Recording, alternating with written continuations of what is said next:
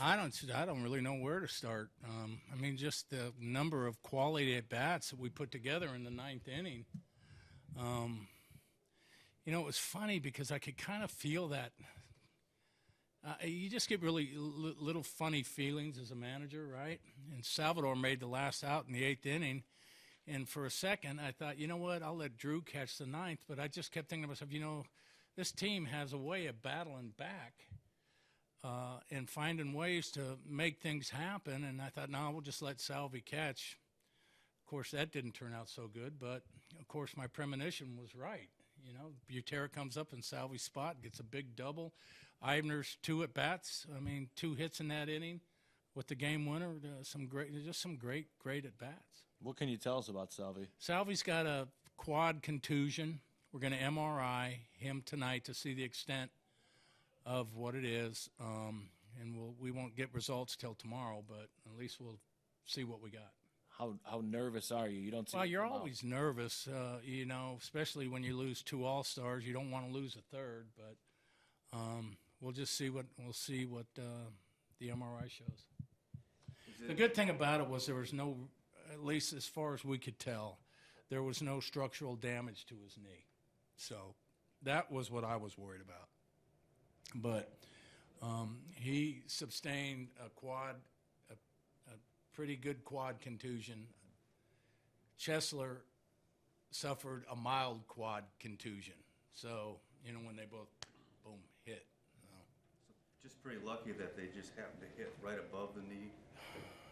So, if it had been the knee, it would have been... I don't see how you can say anything about that was lucky. Well, if it's the knee, it could be a season-ending thing. Yeah, it could have been, but, that's just one of those situations where, you don't want to put blame on anybody, but that wouldn't have happened with Moose, because they played together so long.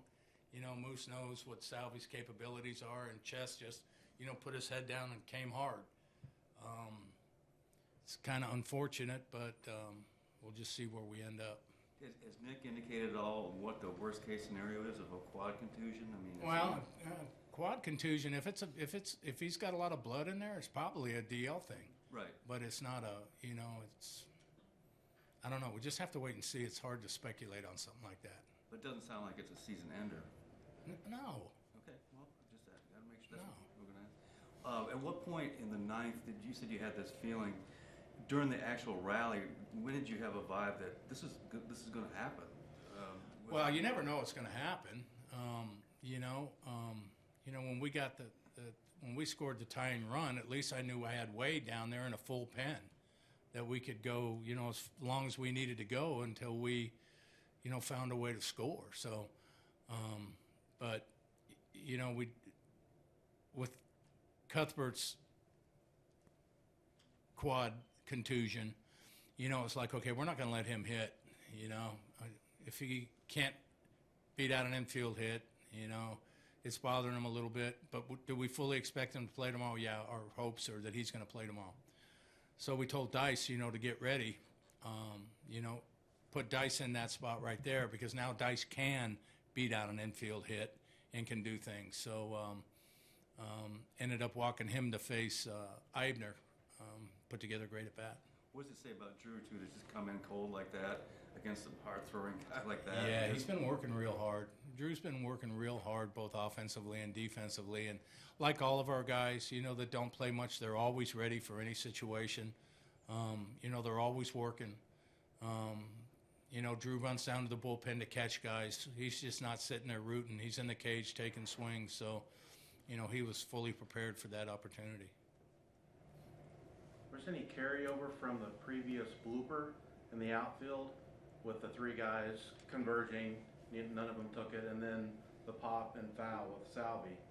No, I don't think so. I just think that nobody could get to that ball. I think they were all busting trying to get to it. It was just hitting the spot where they couldn't get it. Ned, when Drew came through with the hit and the ball's in the gap and the game's tied, what's going through your mind at that moment? I got the winning run on second base. Let's find a way to get one more hit so I don't have to bring Wade in. So that I can, I don't have to go 2 or 3. We've got an opportunity in front of us. Let's capitalize on it. We had some opportunities early in the game, to tack on some runs. and we just couldn't take advantage of it. So I'm thinking, okay, let's capitalize right here. Let our bullpen shut down and go home and be ready to go full steam tomorrow. And Eibner took care of that. Largest comeback in Royals history in the ninth inning. I mean, this series. Right? What did you say? It's the biggest comeback? Largest comeback from the Royals in the ninth inning round. Yeah, history. I mean, and the largest blown ties the White Sox in their history. Yeah, no, I mean, it was a phenomenal inning. Historical. I mean, again, all you guys had sat in there with me today, and we were talking about Ventura's last start. Look, I can't tell you much about that inning. I can tell you Eibner hit a double off the wall, and he got and Butera hit a double, and then Eibner got a big base hit. Things are going so fast that there's nothing you can do as a manager. You're just sitting there rooting for your guys, and then boom, we get to the tying runs at the plate, and it's like, okay, we better get Wade up just in case. And then things are happening, and you're thinking all the time, okay, what do we need to do here? What do we need to do there? And it just developed. But it's sure going to make the couch feel a lot softer tonight. Your premonition, the largest comeback ever is. Well, it's just our team, and again, what you're trying to do in those situations is give yourself a chance. Just get the tying run to the plate. And then if you do it or you don't do it, at least you know that you were battling, and you had a chance. So once we got the tying run to the plate, and I'm like, okay, this is good. Now we got a shot. Being the score was 7-1 or 7-1 going in. 7-1 going into. I mean, we're down 6, and now we got the tying run at the plate. And I'm thinking, okay, now we got a shot at it. They just kept pecking away, but that's the mentality of our team. They don't quit till that last out is made.